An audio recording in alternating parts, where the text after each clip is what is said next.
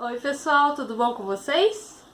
Hoje nós vamos dar sequência à leitura da obra 1984 do George Orwell. E nós já estamos na parte 2.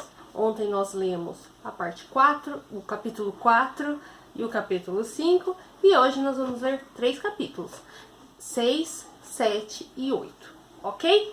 Então, vamos começar aqui a leitura de hoje.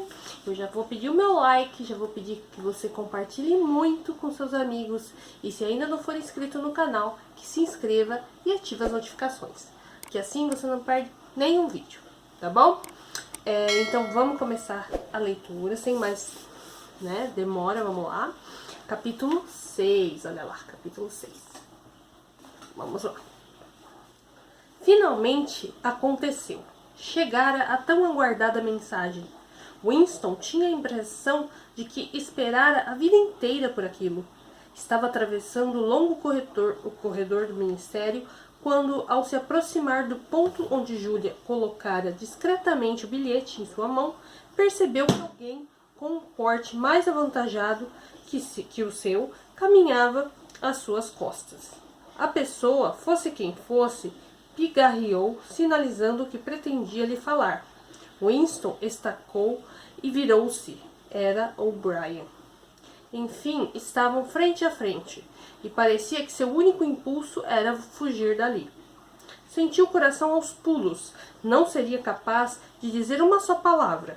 Porém, O'Brien seguira em frente no mesmo movimento, apenas colocando por um instante uma mão amigável no braço de Winston, de modo que os dois agora caminhavam lado a lado. Começou a falar com a polidez grave que lhe era peculiar e o que o diferenciava da maioria dos membros do núcleo do partido. Estava à espera de uma oportunidade para conversar com você, disse O'Brien. Li o artigo sobre a nova fala que você publicou no Times outro dia. Tenho um interesse bastante erudito pelo novo idioma, não tem? Winston recobrara parcialmente a presença do espírito. Estou longe de ser um erudito, respondeu. Sou apenas um diletante. Não é minha área. Nunca tive nada a ver com a elaboração do idioma.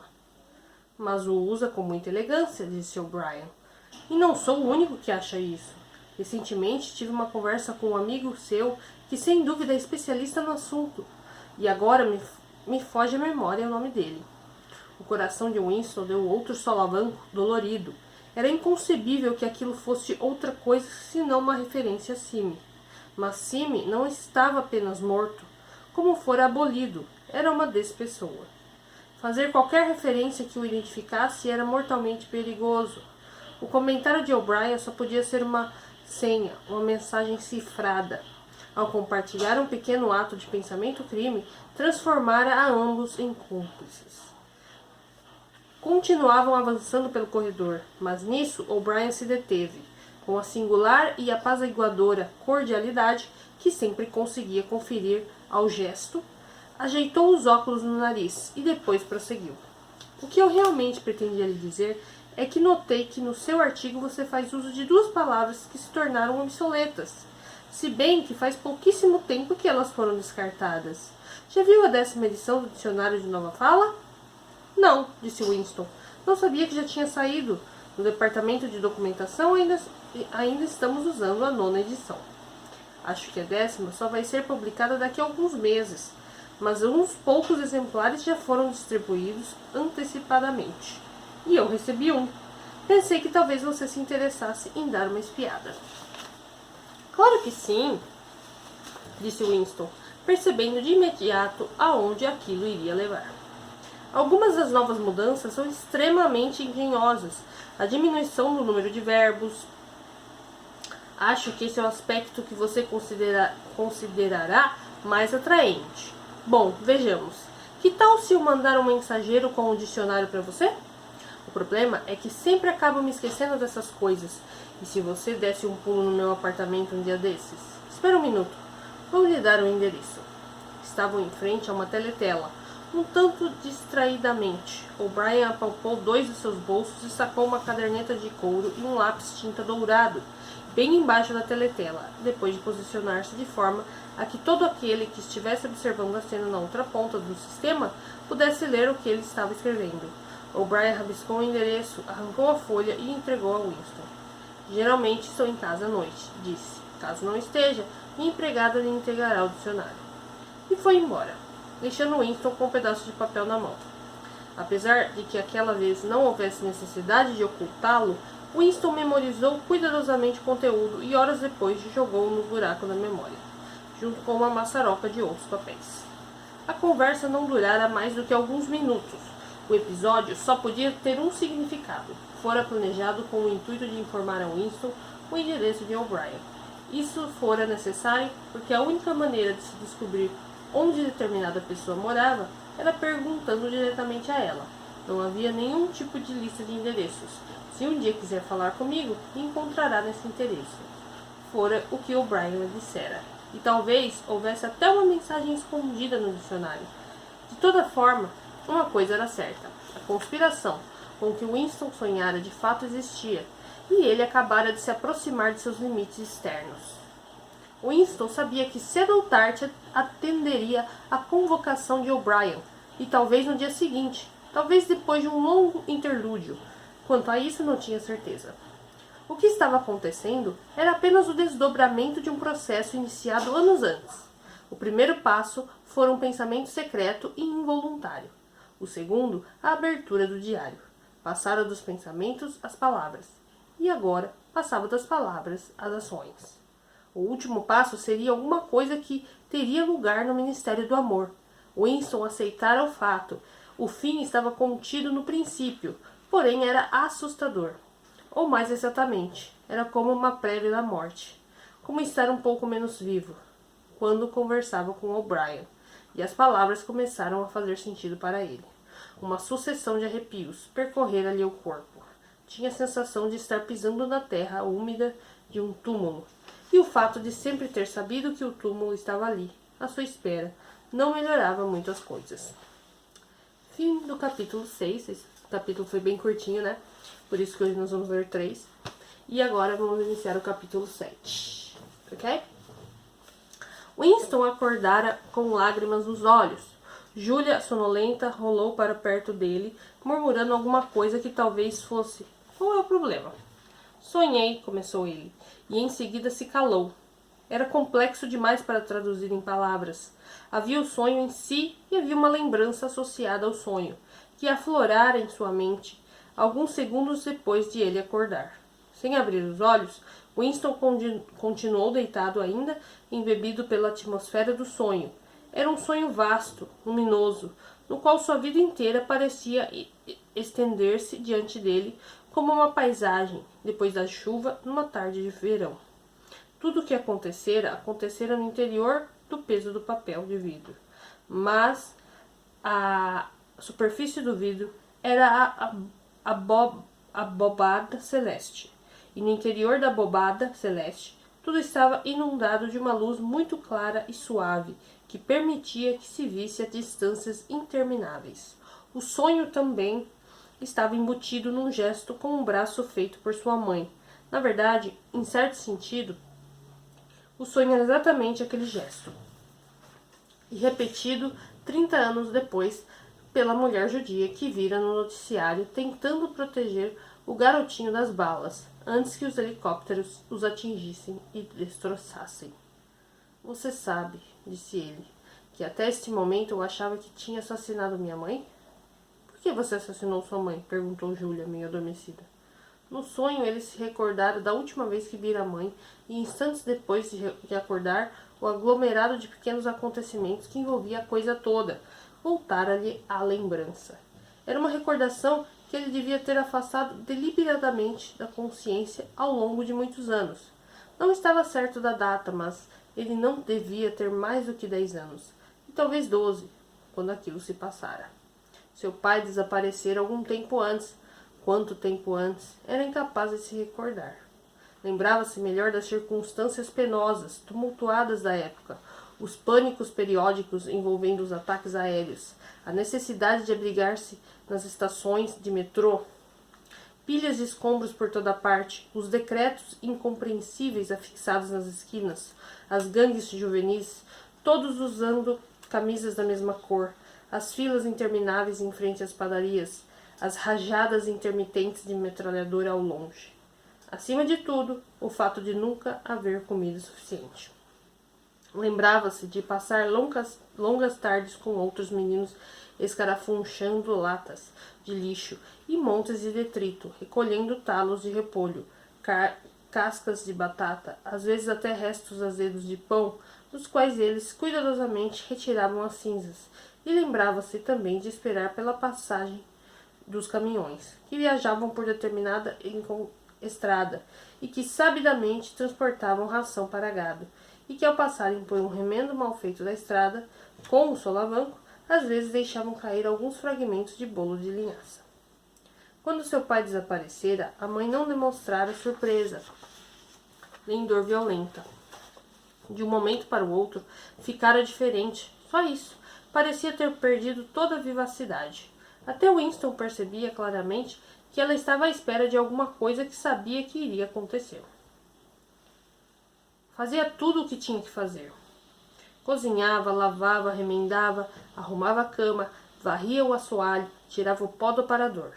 Sempre muito devagar e com uma estranha ausência de movimentos supérfluos, como o manequim de um pintor que se movesse por conta própria.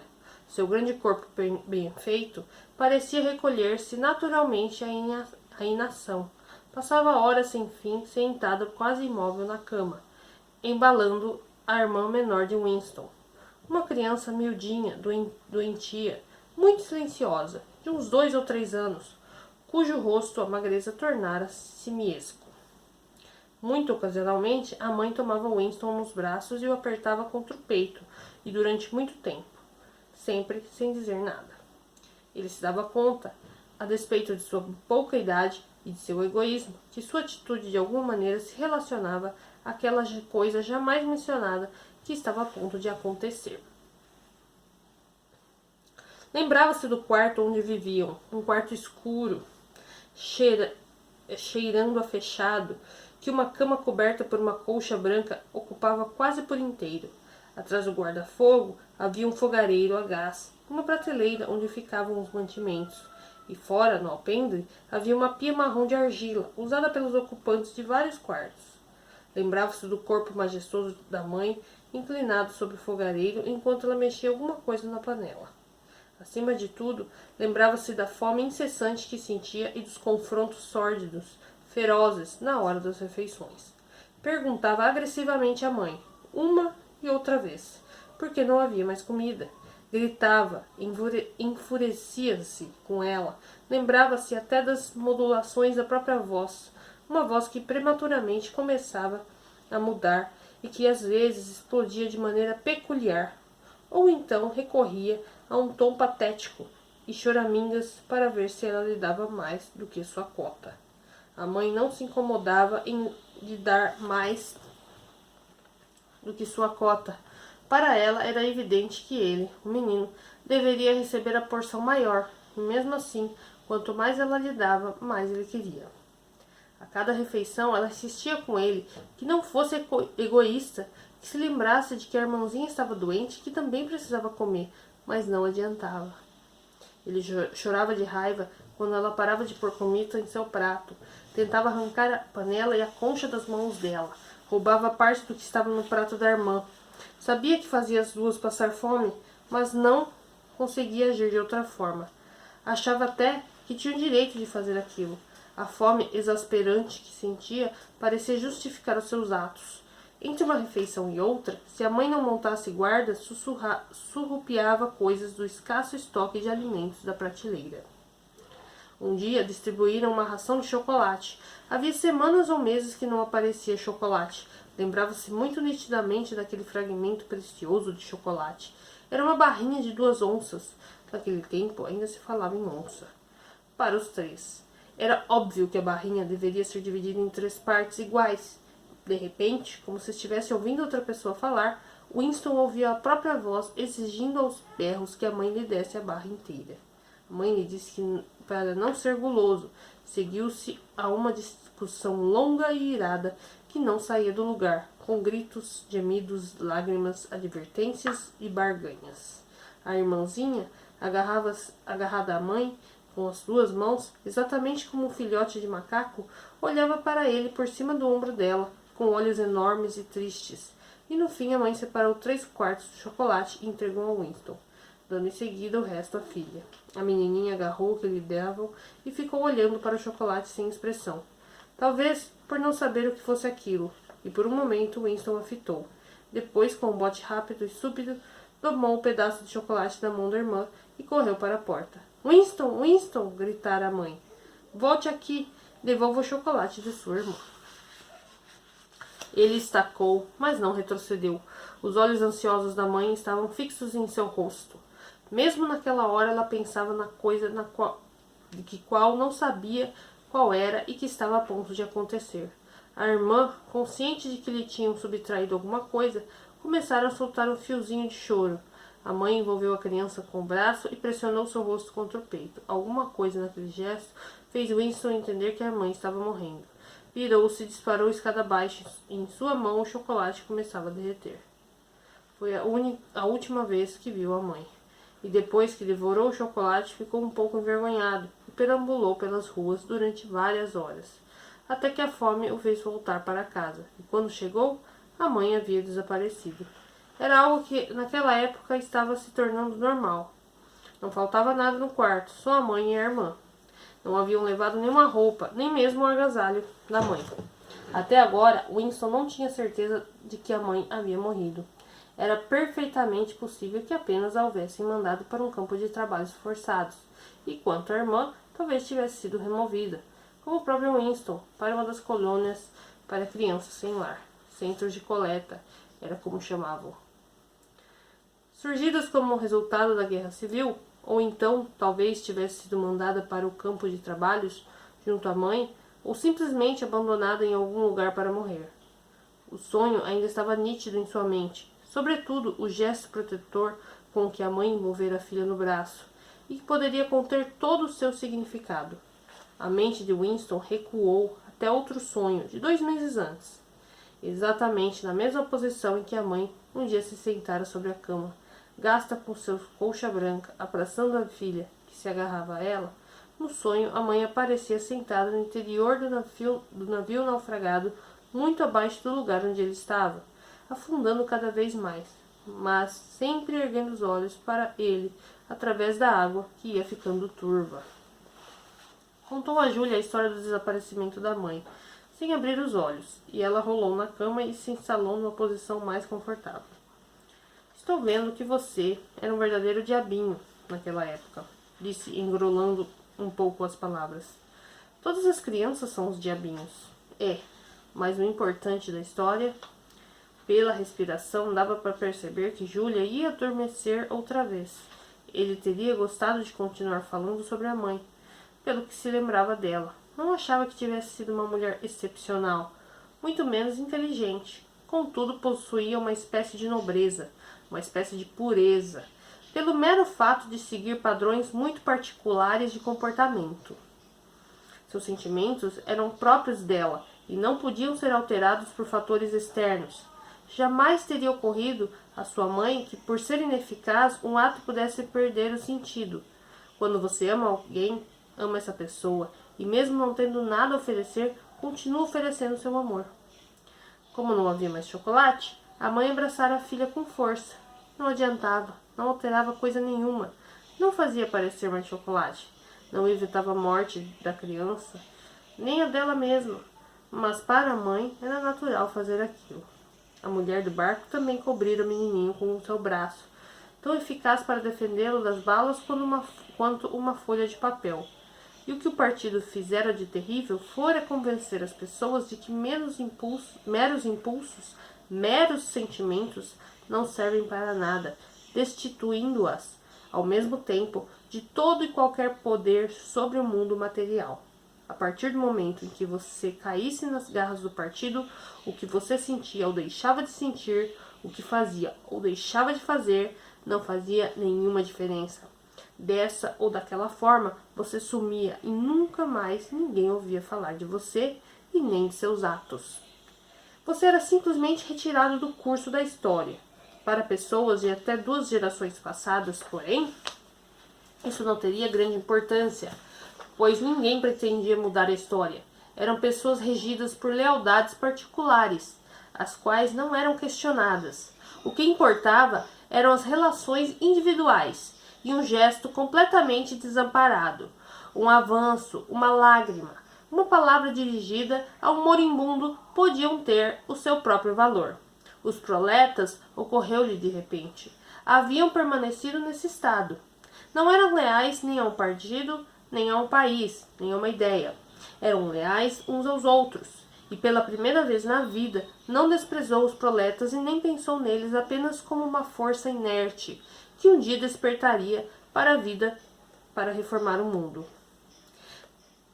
Os proletas haviam permanecido humanos, não estavam enrijecidos por dentro, haviam se aferrado às emoções primitivas que ele próprio era obrigado a reaprender mediante um esforço consciente. E ao pensar nessas coisas, lembrou-se, aparentemente sem dar muita importância, de como algumas semanas antes vira uma mão decepada caída no calçamento e a chutara para uma sarjeta, como se fosse um talo de repolho. Os proletas são seres humanos, disse Alto. Nós não somos humanos. Por que não? Perguntou Júlia, novamente acordada. Ele pensou um pouco. Alguma vez já lhe ocorreu, observou, que o melhor para nós seria simplesmente ir embora daqui antes que seja tarde demais e nunca mais nos vermos? Claro, meu querido, isso já me ocorreu diversas vezes, só que mesmo assim não vou fazer isso. Temos tido sorte, disse Winston, mas é impossível que continuemos tendo sorte por muito mais tempo. Você é jovem, parece normal e inocente. Se ficar afastado de pessoas como eu, talvez ainda viva por mais uns 50 anos.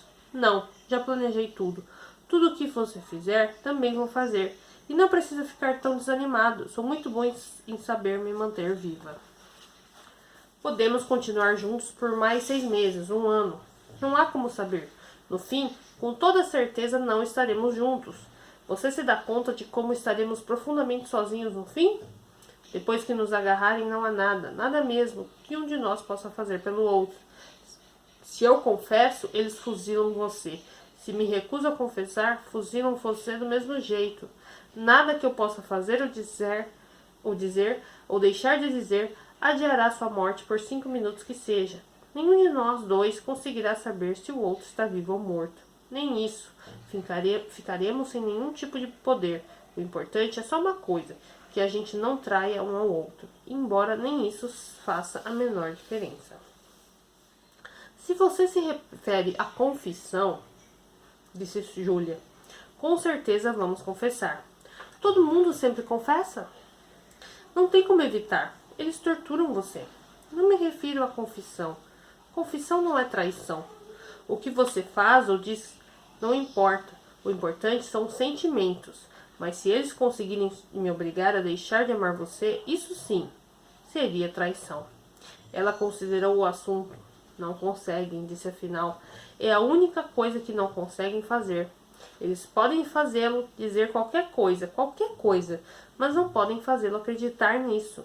Não podem entrar em você. Não, disse ele, um pouco mais esperançoso. Não conseguem mesmo, é verdade. Não conseguem entrar em você. Se você conseguir sentir que vale a pena continuar humano, mesmo que isso não tenha a menor utilidade, você os venceu.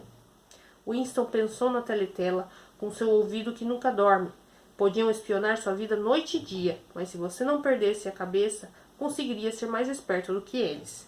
Com toda a sua inteligência, eles jamais haviam dominado o segredo de descobrir o que o outro ser humano está pensando.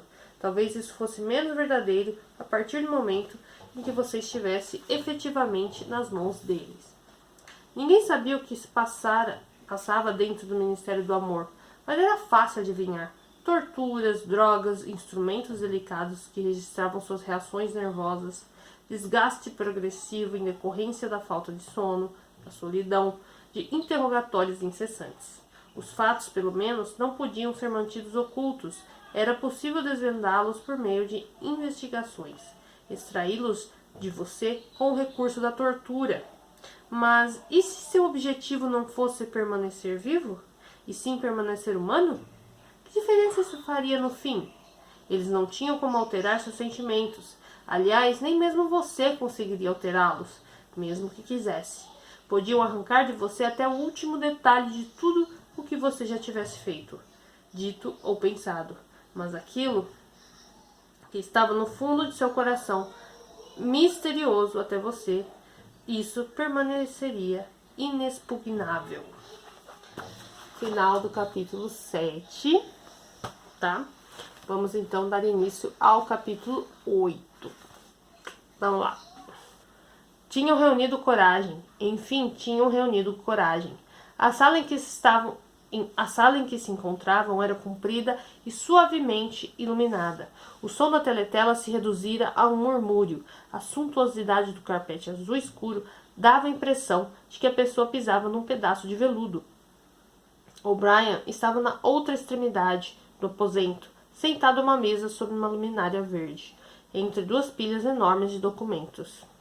Não se dera ao trabalho de levantar a cabeça quando o criado fez Julian Winston entrar. O coração de Winston martelava tanto que ele não sabia se seria capaz de falar. Tinham reunido coragem, enfim. Tinham reunido coragem.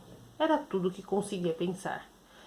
Fora uma temeridade ir até lá, a loucura completa terem chegado juntos, muito embora houvessem feito caminhos diferentes e tivessem se encontrado apenas diante da porta do apartamento de O'Brien.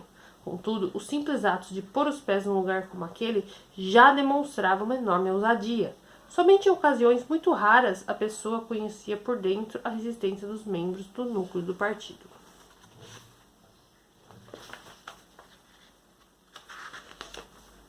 E até passar pelo bairro da cidade em que eles moravam era um acontecimento incomum. A atmosfera do imenso bloco de apartamentos, a opulência e a amplidão de tudo, os odores estranhos da comida e do tabaco de boa qualidade, os elevadores silenciosos, subindo e descendo a velocidades incríveis, os criados de paletó branco correndo de um lado para o outro, tudo era intimidador, enquanto tivesse um bom pretexto para estar ali. A cada passo que dava Winston era assolado pelo temor de que um guarda de uniforme escuro surgisse de repente e exigisse seus documentos e o mandasse embora dali. Porém, o criado de O'Brien não hesitara em abrir a porta para eles. Era um homenzinho moreno de paletó branco, com o rosto em forma de losango completamente destituído de expressão. Um rosto que poderia muito bem pertencer a um chinês. Conduziu-os por um corredor acarpetado, com papel de parede creme e lambris brancos. Tudo extremamente limpo. Isso também era uma fonte de intimidação. Winston não se lembrava de algum dia ter visto corredores cujas paredes não estivessem encardidas pelo contato de corpos humanos. O'Brien segurava uma tira de papel entre os dedos e parecia estudá-la concentradamente. O rosto de feições pesadas, curvado para baixo, de maneira a exibir o contorno do nariz, parecia só um tempo amedrontador e perspicaz. Por cerca de 20 segundos manteve-se imóvel. Depois puxou o ditógrafo e ditou uma mensagem no jargão híbrido dos ministérios. Itens 1,5,7 totalmente aprovados. Ponto, sugestão contida. Item 6, duplomais, ridícula, beirando, crime pensar, revogada. Ponto. Em prosseguir construtivamente, ante obter estimativas mais veras, custo maquinário, ponto, fim, mensagem. O'Brien se ergueu com determinação da cadeira e andou na direção deles, atravessando com passos silenciosos o piso acarpetado. A atmosfera oficial pareceu tornar-se menos marcada quando ele deixou de usar o vocabulário em nova fala, porém a sua expressão estava mais severa do que de costume, como se a interrupção o aborrecesse. De repente, o pavor que Winston já sentia foi atingido por um fio de embaraço perfeitamente comum, Pareceu-lhe bem possível ter cometido um equívoco estúpido, pois que evidência tinha de que O'Brien estava de fato envolvido em algum tipo de conspiração política? Nenhuma, além de uma rápida troca de olhares e um comentário ambíguo. Fora isso, tudo se resumia a suas próprias fabulações secretas baseadas num sonho. Não podia nem mesmo recorrer ao pretexto de que viera pegar o dicionário emprestado, pois nesse caso seria impossível explicar a presença de Julia. E ao passar pela teletela, O'Brien pareceu lembrar-se de alguma coisa. Estacou, virou para o lado e comprimiu o interruptor da parede. Ouviu-se um estalido seco e a voz emudecera. Julia emitiu um som minúsculo, uma espécie de gritinho de surpresa. E mesmo em pânico, Winston estava abismado demais para conseguir segurar a língua. Vocês podem desligar? Exclamou. Disse O'Brien. Podemos. Temos esse privilégio. Estava na frente deles agora. Sua figura sólida elevava-se sobre os dois, e a expressão em seu rosto permanecia indecifrável. Esperava com alguma severidade, que Winston falasse. Mas o quê? Mesmo àquela altura, era perfeitamente admissível que O'Brien não fosse mais que um homem ocupado que se indagava, irritado porque fora interrompido por aqueles dois. Ninguém abria a boca, e depois que a teletela fora desligada, um silêncio sinistro tomara conta da sala. Os segundos iam passando, imensos, com dificuldade. Winston mantinha os olhos fixos nos de O'Brien.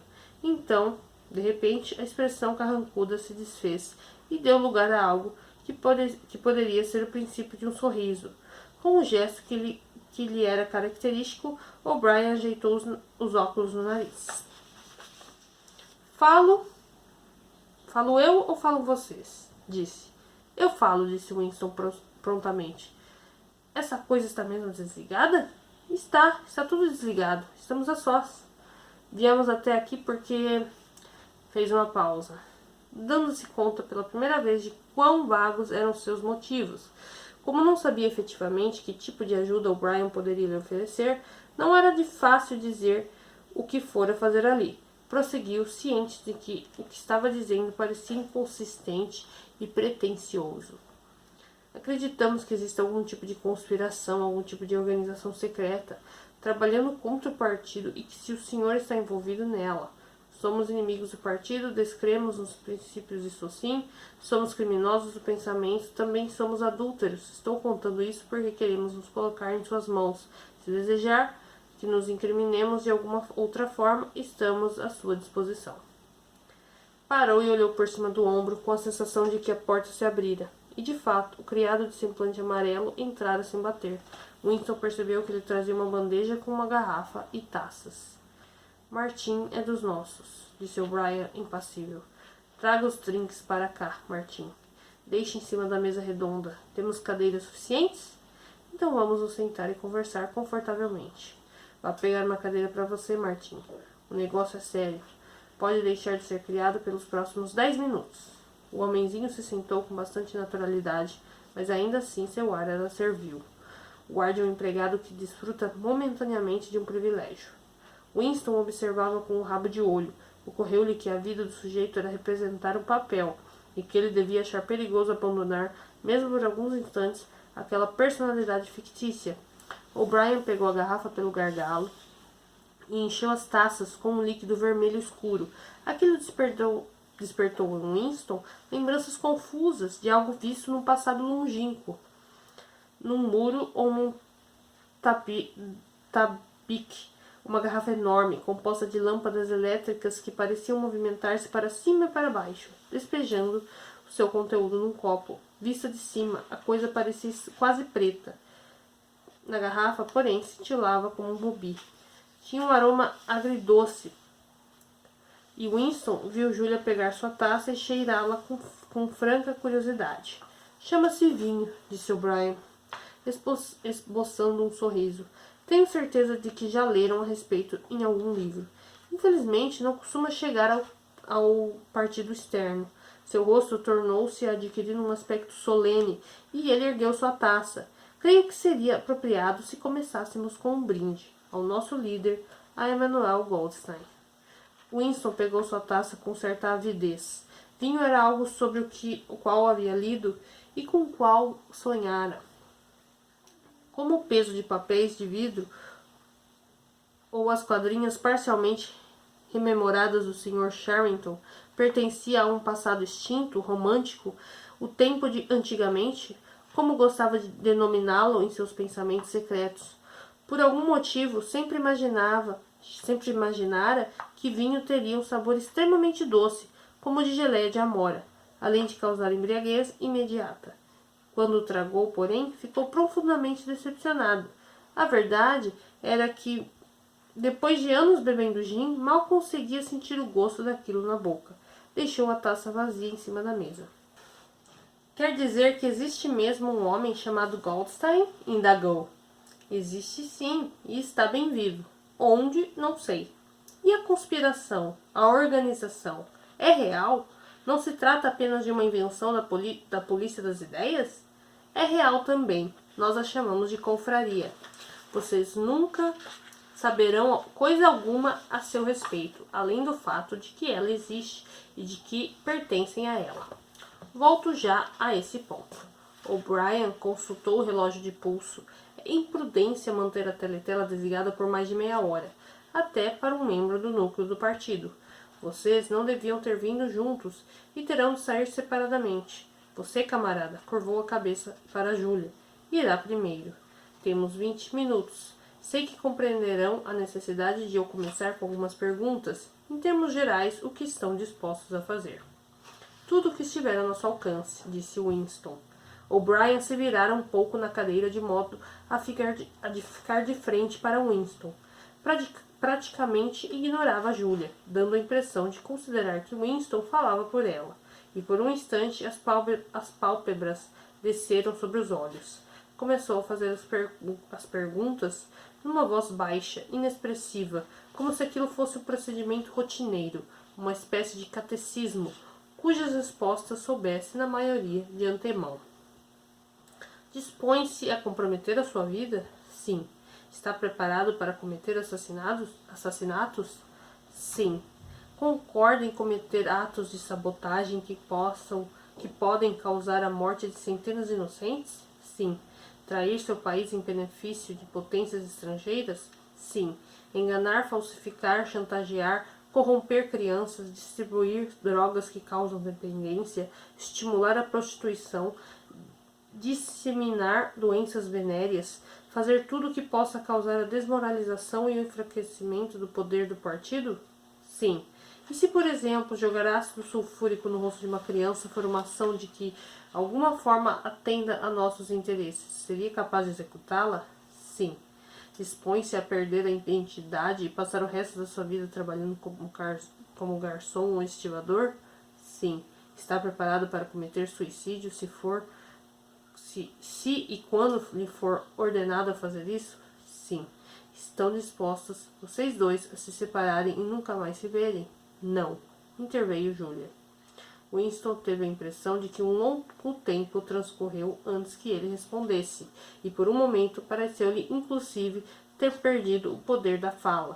Sua língua trabalhava em silêncio, formando as sílabas iniciais, primeiro de uma palavra e depois de outra, vezes e vezes sem conta. Até pronunciá-la, não sabia que palavra lhe sairia da boca. Não, disse por fim. Fizeram bem em esclarecer isso, disse O'Brien. Precisamos saber de tudo. Virou-se para Júlia e acrescentou, numa voz que parecia ligeiramente mais expressiva. Compreende que, mesmo sobrevivendo, ele talvez se torne outra pessoa? Talvez sejamos obrigados a lhe dar uma nova identidade, seu rosto, seus movimentos, o formato das suas mãos, a cor dos seus cabelos e mesmo a voz talvez fiquem diferentes. E você talvez pode se tornar uma pessoa diferente. Nossos cirurgiões são capazes de transformar as pessoas, deixando-as irreconhecíveis. Isso às vezes é necessário. Há casos em que chegamos mesmo a amputar um braço ou uma perna. Winston não pôde deixar de lançar mais um olhar de soslaio para o rosto mongol de Martin. Não conseguiu identificar nenhuma cicatriz. Júlia ficara um pouco mais pálida, deixando à mostra suas sardas, porém encarava O'Brien com audácia. Murmurou algo que pareceu ser uma aquiescência. Muito bom. Então estamos combinados. Sobre a mesa, via-se uma caixa prateada de cigarros, e com um ar tanto distraído, O'Brien a empurrou para todos. Tirou um cigarro para si e em seguida se levantou, pondo-se a andar vagarosamente para um lado e para o outro, como se em pé raciocinasse melhor. Eram cigarros de excelente qualidade, grossos e bem embalados, com o papel de uma sedosíssima incomum, de uma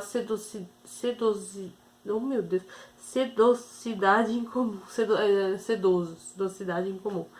O'Brien tornou a consultar o relógio de pulso. É melhor você voltar para a Copa, Martin, disse. Vou ligar daqui a 15 minutos.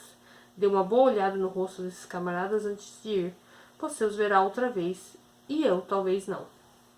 Exatamente como haviam feito à porta do apartamento, os olhos escuros do homenzinho se iluminaram e cravaram-se nos semblantes de Winston e Julia. Em sua atitude não havia um só traço de cordialidade. Estava memorizando a aparência dos dois e não se sentia o menor interesse por eles, ou aparentava não sentir. Ocorreu a Winston que o rosto sintético talvez fosse incapaz de mudar de expressão, sem abrir a boca, nem fazer nenhum gesto de despedida. Martin se foi, fechando silenciosamente a porta atrás de si. O'Brien andava de lá para cá, uma mão no bolso do macacão preto e a outra segurando o cigarro. Devem entender, disse, que lutarão no escuro. Estarão sempre no escuro. Receberão ordens e as obedecerão sem saber porquê. E mais tarde lhes enviarei um livro que os instruirá sobre a verdadeira natureza da sociedade em que vivemos e a estratégia por meio da qual pretendemos destruí-la. Quando tiverem lido o livro, serão membros plenos da confraria. Mas quanto à relação entre os objetivos gerais pelos quais lutamos e as tarefas imediatas do momento, vocês nunca saberão coisa nenhuma.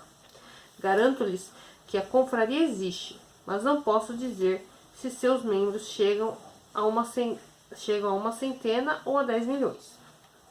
Por conhecimento próprio, vocês jamais serão capazes de dizer de seus integrantes chegam até mesmo a uma dúzia. Terão 3 ou 4 contatos de vez em quando, desaparecerão e serão renovados. Como este foi o primeiro contato de vocês, ele será preservado. As ordens que receberem terão vindo de mim. Se acharmos necessário nos comunicar com vocês, isso será feito através do Martim. Quando finalmente forem apanhados, vocês confessarão. Isso é inevitável.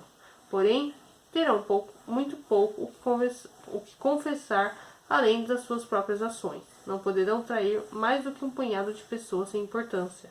É provável que nem a mim vocês traiam.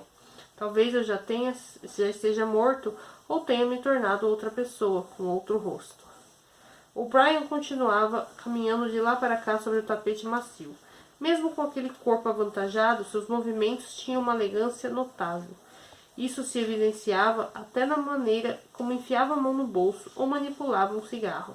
Mais ainda, de que força. O Brian transmitia uma sensação de confiança e de compreensão com um toque de ironia, e por mais delicado que fosse, não tinha nada de obstinação que caracteriza o fanático.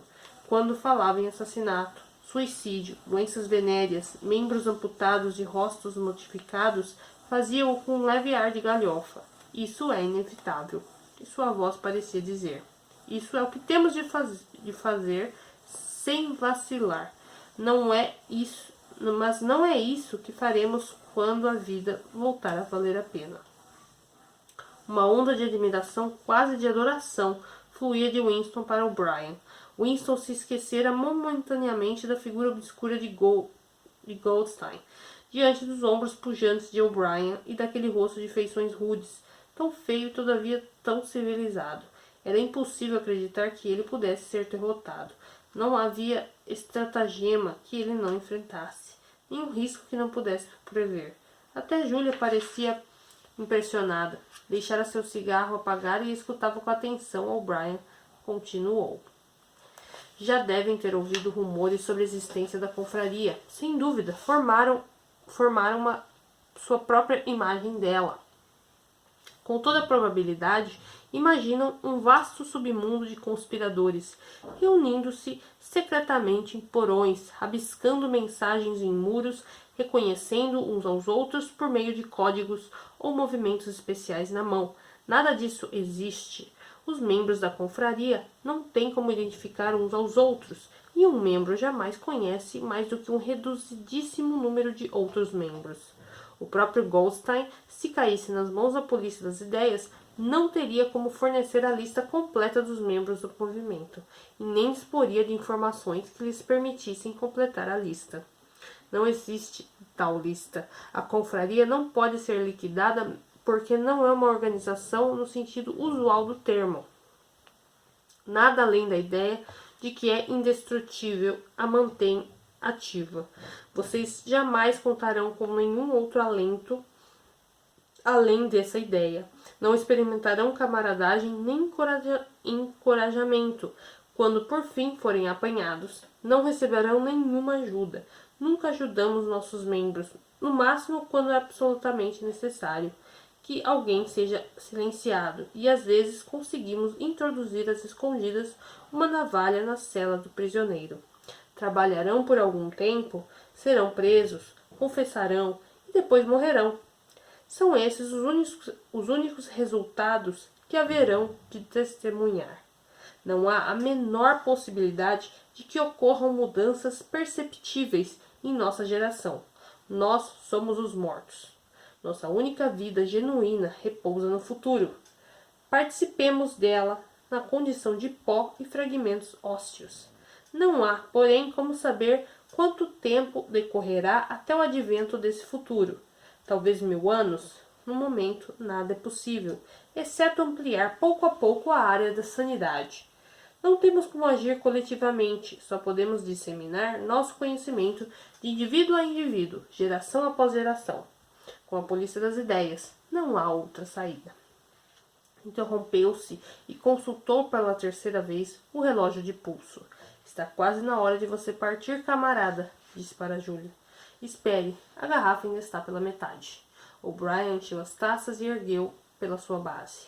A que brindaremos dessa vez? Perguntou, ainda com a mesma insinuação sutil de ironia. A desorganização da polícia das ideias? A morte do grande irmão? À humanidade? Ao futuro? Ao passado, disse Winston. Ao passado é mais importante, concordou gravemente O'Brien. Esvaziaram seus copos e em seguida Julia se levantou para sair. O'Brien tirou uma caixinha do alto de um armário e deu a ela uma pastilha lisa e branca, instruindo-a a colocá-la sobre a língua. Era importante, explicou, não sair cheirando a vinho. Os ascensoristas do edifício eram muito vigilantes. Tão logo a porta se fechou atrás dela. O'Brien pareceu ter se esquecido de sua existência e começou a andar de lá para cá e depois estacou. Temos de acertar alguns detalhes, disse. Imagino que disponha de algum tipo de esconderijo? Winston mencionou o aposento sobre a loja do Sr. Sherrington. Por ora isso serve. Mais tarde encontraremos outra coisa para você. É importante trocá-lo frequentemente de esconderijo. Também lhe mandarei um exemplar do livro. Winston notou que até O'Brien parecia pronunciar a palavra como se ela estivesse em grifo. O livro de Goldstein, claro, o mais rápido possível. Talvez leve alguns dias para conseguir um. Como deve imaginar, não existem muitos. A polícia das ideias sai atrás deles e os destrói quase tão depressa quanto somos capazes de imprimi-los. Não faz a menor diferença. O livro é indestrutível. Ainda que perdêssemos o último exemplar, poderíamos reproduzi-lo praticamente palavra por palavra. Quando vai para o trabalho, você leva uma pasta? Acrescentou. Geralmente sim. Como ela é? Preta, bem velha, com 2 alças. Preta, 2 alças, bem velha. Ótimo. Um dia num futuro muito próximo. Não posso lhe dar uma data exata. Numa das mensagens que você recebe pela manhã no trabalho, haverá uma palavra com um erro de impressão e você terá de solicitar uma retransmissão. E no dia seguinte, irá para o trabalho sem a sua pasta. Em algum momento durante o dia, quando estiver na rua, um homem tocará seu braço e dirá: acho que o senhor deixou cair sua pasta. E na pasta que ele vai lhe dar, você encontrará um exemplar do livro de Goldstein. Deve devolvê-lo em 14 dias. Permaneceram em momento em silêncio. Daqui a pouco você deverá ir embora, mas ainda dispomos de alguns minutos, disse O'Brien. Provavelmente nos encontraremos de novo, se de fato nos encontrarmos de novo. Winston levantou os olhos para fitá-lo. No lugar onde não há escuridão? Perguntou hesitante. Sem demonstrar surpresa, O'Brien fez que sim com a cabeça. No lugar onde não há escuridão, disse, como se reconhecesse a alusão.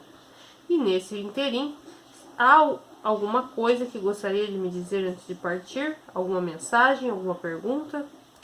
Winston refletiu. Não parecia ter mais nenhuma pergunta que quisesse fazer e não sentia a menor vontade de dizer generalidades presunçosas. Em vez de algo diretamente relacionado com O'Brien ou com a confraria, o que lhe veio à mente foi uma imagem em que se misturavam o quarto escuro onde sua mãe passara os últimos dias de sua vida, o cômodozinho sobre a loja do Sr. Sherrington, o peso de papéis de vidro e a gravura de aço com sua moldura de pau rosa, disse quase à toa. Por acaso, já ouvi uma velha quadrinha que começa assim: sem casca nem semente, dizem os sinos da São Clemente. O'Brien tornou a fazer-se sim com a cabeça, com uma espécie de cortesia solene, completou a estrofe. Sem casca nem semente, dizem os sinos da São Clemente. Esses vinténs são para mim, cantam os sinos da São Martim. E o culpado quem é afinal? Perguntam os sinos do tribunal. A culpa é da Judite, respondem os sinos da Shoreditch.